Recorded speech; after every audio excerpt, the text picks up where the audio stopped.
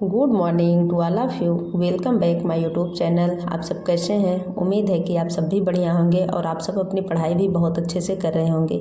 आज मेरे मॉर्निंग की शुरुआत हुई है सुबह के 5 बजे और अब मैं 5:10 हो रहा था और अपनी पढ़ाई के लिए मैं बैठ गई हूँ। और यहाँ पे सबसे पहले सुबह की पढ़ाई के लिए मैं अपना टाइमर स्टार्ट करती हूँ।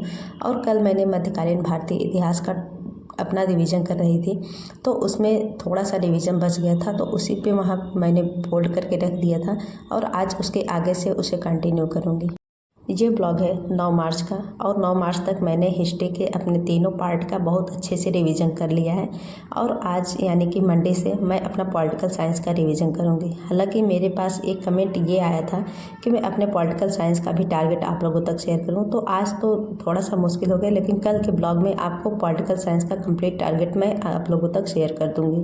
और अभी के समय पे हमें सबसे ज़्यादा फोकस यही करना है कि जो भी हमारे पास सोर्स है हमें उसका अच्छे से रिवीजन करना है। जितना ज़्यादा हम रिवीजन करेंगे उतना ही हमारे लिए अच्छा है।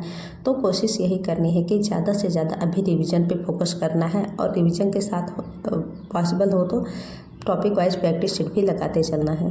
हालांकि अभी थोड़ा सा त्यौहार का समय चल रहा है तो पढ़ाई थोड़ी सी डिस्टर्ब होगी, लेकिन हमें किसी भी दिन ऐसा नहीं करना कि एक भी घंटे की पढ़ाई ना करें और घर के काम और त्यौहार में ही बिजी रहें। हमें किसी भी हाल में हर दिन कोशिश यही करनी है, ज़्यादा समय न मिल पाए 1-2 घंटे का ही समय मिले। ऐसा तो नहीं है कि पूरे 24 घंटे में 1-2 घंटे भी नहीं निकाल सकते, लेकिन हमें अपनी पढ़ाई ज़रूर करनी है, चाहे 1 घंटे का ही समय मिले चाहे 2 घंटे का ही। इससे हमारी क्या है कि निरंतरता एक बनी रहेगी। और अभी के समय पे यही ज़रूरी है कि हमारी पढ़ाई में निरंतरता बनाए रखना है, क्योंकि आप लोग देख ही रहे हैं कि समय कितनी जल्दी से बीत रहा है और हमारे एग्ज़ाम बहुत ही पास में आ रहे हैं। तो हमें अभी ज़रूरी यही है कि किसी भी हाल में अपनी पढ़ाई के लिए टाइम निकालना ही है। और सबसे अच्छा समय यही होता है कि सुबह में न 3 बजे हमारे नींद खुले तो 4 या 5 बजे, चाहे जब भी नींद खुले। अगर जैसे कि सुबह हम 5 बजे भी उठते हैं तो भी हम 1 घंटे की पढ़ाई अपने आराम से कर सकते हैं। तो अभी यही कोशिश करना है कि सुबह के टाइम पे हमें पढ़ाई के लिए टाइम ज़रूर निकालना है।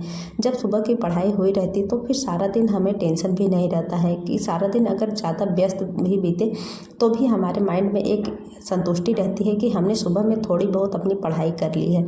तो पूरे दिन व्यस्त रहने के साथ भी अगर सुबह में पढ़ाई हुई रहती है तो फिर शाम को किसी भी हाल में करके 1 घंटे का समय हम निकाल ही सकते हैं। तो इसी तरह से करके कितना भी बिजी दिन हो, हम अपने पूरे 24 घंटे में 2-2.5 घंटे का समय अपनी पढ़ाई के लिए दे ही सकते हैं।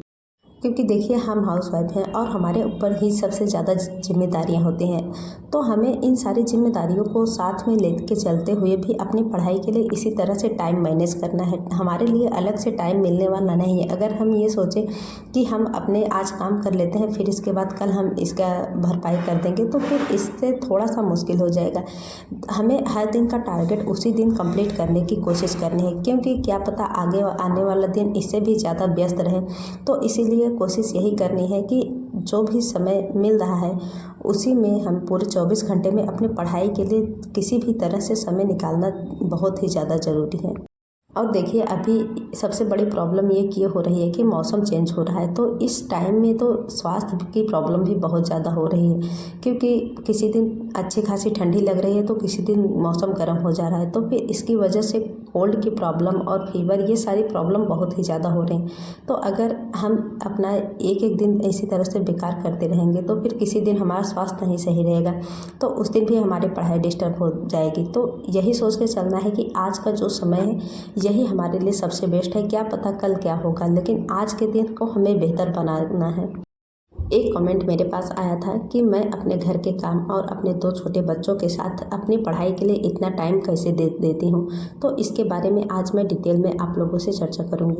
देखिए हम शुरू से ही बचपन से ही हमें यही सिखाया जाता है कि हमें घर गृहस्थी संभालना है और हम ऐसा करते भी चले आते हैं। शुरुआत से ही हम घर के कामों को ज़्यादा प्राथमिकता देते हैं और अपने लिए बहुत ही कम समय दे पाते हैं। तो इसकी प्रॉब्लम हमें आगे चल के, जैसे कि अब हमें अपनी तैयारी के लिए समय निकालना है तो फिर यहाँ पे बहुत ज़्यादा मुश्किल झेलनी पड़ती है, लेकिन इसके लिए एक लंबा समय हमें देने की ज़रूरत है। ज़रूरी नहीं है कि हम अगर आज पढ़ाई के लिए सोच रहे हैं तो आज से ही हमारे पास 6 से 8 घंटे निकलने लगेंगे, ऐसा बिल्कुल भी पॉसिबल नहीं। शुरुआत में बहुत सारी प्रॉब्लम आती हैं, क्योंकि आप जानते हैं कि अगर आप फैमिली में हैं और सबसे ज़्यादा तो प्रॉब्लम ससुराल में होती है, तो फिर प्रॉब्लम तो झेलना ही है, लेकिन हमें बस कोशिश यही करनी कि हर दिन किसी भी तरह से करके हमें शुरुआत में 1-2 घंटे से शुरुआत करनी है। और जब आप 1-2 घंटे से शुरुआत करेंगे और शुरुआत में आपको बहुत ज़्यादा मुश्किल झेलनी पड़ेगी, लेकिन आप उस पर लगातार मेहनत करते रहिए और देखेंगे कि आप भी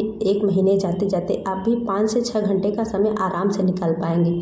और इसके लिए सबसे ज़्यादा ज़रूरी यही है कि अपने कामों का टाइम डिसाइड करिए कि हमें किस समय में कौन सा काम करना है।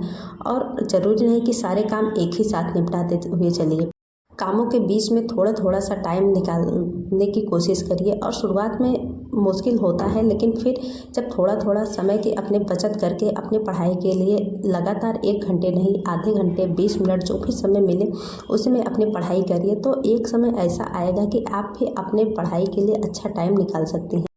और घर गृहस्थी संभालने के साथ अगर हमें 6 से 8 घंटे की पढ़ाई करनी है, तो इसके लिए सबसे ज़्यादा ज़रूरी यही है कि हमें पूरे दिन के टाइम को अच्छे से मैनेज करना होगा, कि हमें ये देखना होगा कि हमारा टाइम कहाँ सबसे ज़्यादा जा रहा है और हम कहाँ पे अपने समय की बचत कर सकते हैं। हमारा पूरे काम का और पढ़ाई का भी एक फिक्स टाइम होना चाहिए।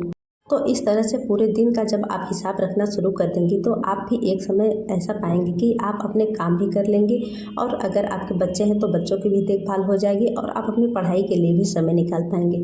देखिए, मैं तैयारी कर रही हूँ 2021 से, हालांकि कंटिन्यू हुई हूँ 2022 से, लेकिन तब से लेके अभी 2025 चल रहा है। तो इतने लंबे समय से तैयारी करते करते अब एक आदत सी बन गई है कि काम भी करना है और पढ़ाई भी करनी है। तो शुरुआत में प्रॉब्लम होती थी, लेकिन अब जब आदत बन गई तो अब तो ये आसान लगता है, क्योंकि जो भी काम हम नया शुरू करते हैं तो शुरुआत में हमें बहुत ज़्यादा मुश्किलें झेलनी पड़ती हैं, लेकिन उसी को हम लगातार करते जाते हैं तो एक समय ऐसा आता है कि वो हमारी आदत सी बन जाती है और हमें वो काम करने में प्रॉब्लम भी नहीं होती। तो इसी तरह से मैं अपने घर के काम भी देख लेती हूँ और अपनी पढ़ाई भी कर लेती हूँ, और सारा काम अच्छे से हो जाता है और टाइम भी अच्छा खासा मिल जाता है पढ़ाई के लिए।